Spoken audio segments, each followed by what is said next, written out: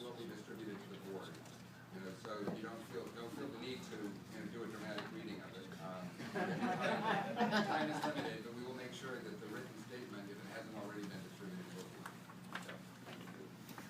Thank you, President Holden, members of the Board of Trustees. My name is Omar Easley.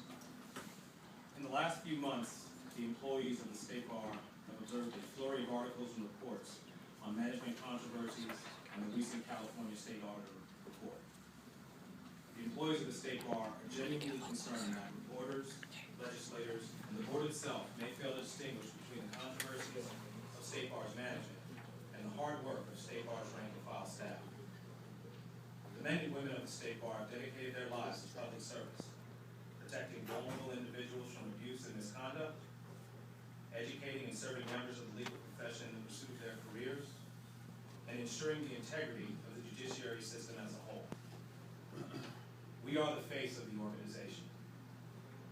Over the years, through uncertain and sometimes onerous circumstances, the rank and file staff have consistently demonstrated a high degree of productivity, diligence, and professionalism in the State Bar's day-to-day operations. State Bar employees are committed to meeting their mission of public protection, regardless of the current controversies. With the recent announcement of the appointment of the new executive director and the pending appointment of a chief operating officer, we want to take the opportunity to say that we look forward to meeting the new leadership of the organization and establishing positive and productive labor management relations.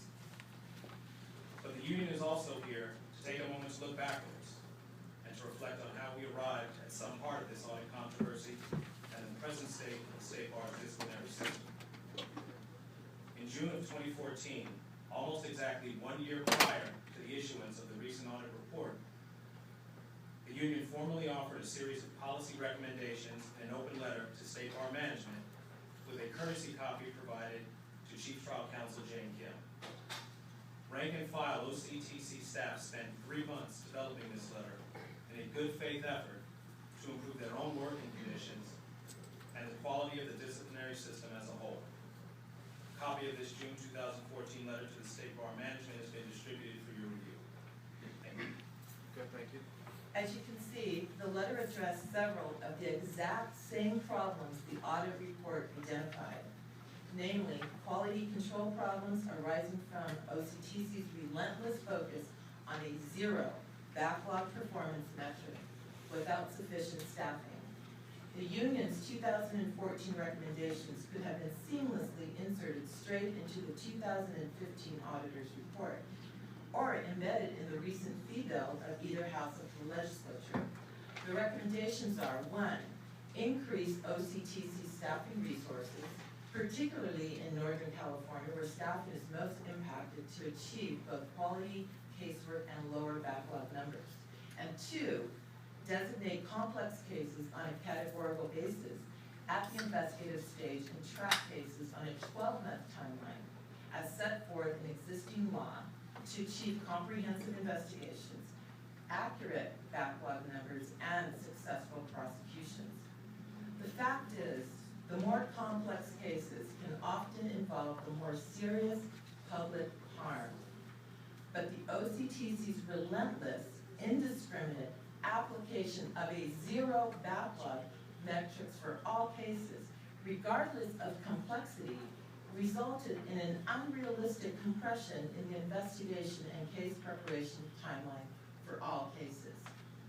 Combined with a lack of staffing resources, management's approach negatively impacted staff's ability to focus on quality investigations and prosecutions, and profoundly affected staff morale. This is more. Sorry to interrupt, but I'm going to ask that you bring it to a close, please. Soon we have to wrap up our business. We do have the letter that identifies a number of these issues. The union is standing by. We're ready, willing, and able to participate as partners in the planning. The union contract provides mechanisms for input through a joint labor management work assignment task force. We ask that the Board of Trustees immediately convene this task force to take on the relevant work ahead. We thank you for your time. Okay, thank you, President Abella, and thank you, President Easley, respectively of the southern and northern chapters of SEIU 1000. Okay, yes, please. Thank you. I will be Jean. very brief. Yes, please. I'm actually really pleased that the union came here, and I do hope that you take a look. There are a lot of people here from OCTC, and I will tell you what we said to them after the audit. In both in writing and in person, but it's also important for them to see and hear it here from the board. What they're asking for is very much in line with what we have been talking about for some time. Increased staffing and complex designation.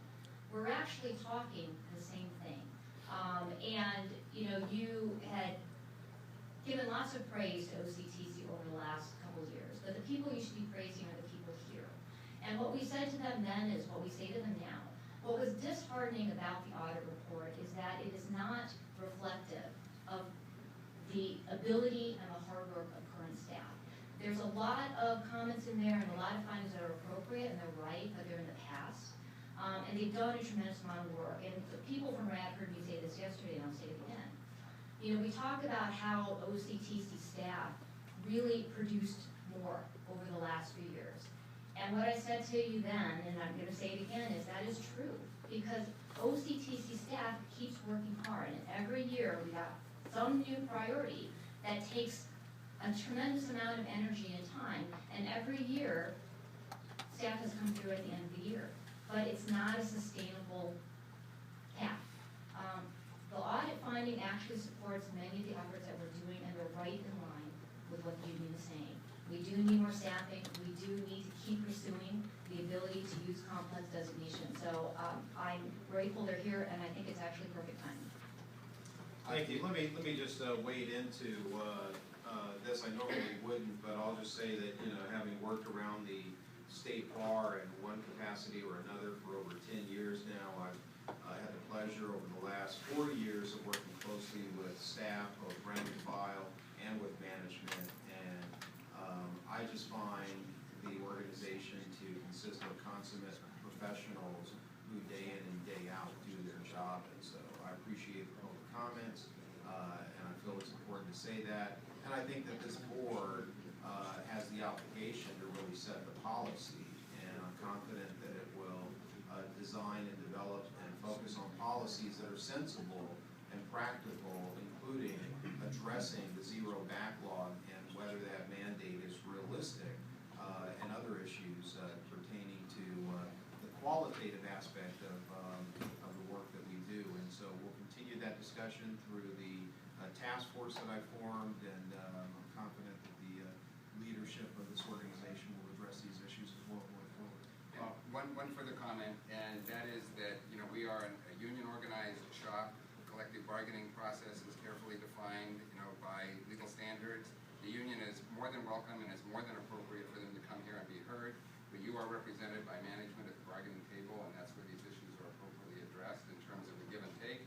In terms of getting a presentation, your presentation to the public is as appropriate as their presentation back. So I just wanted you to know that the process is in place, and it has been in place since 1980, and it will continue. And input of the employees is welcome. And I concur with you, with the comments made, that we have a strong staff overall, and that the work of the State Bar for the last 90 years is the result of the people who work here. It is the people who work here who make it happen. Okay, I want to welcome any additional public comment at this time.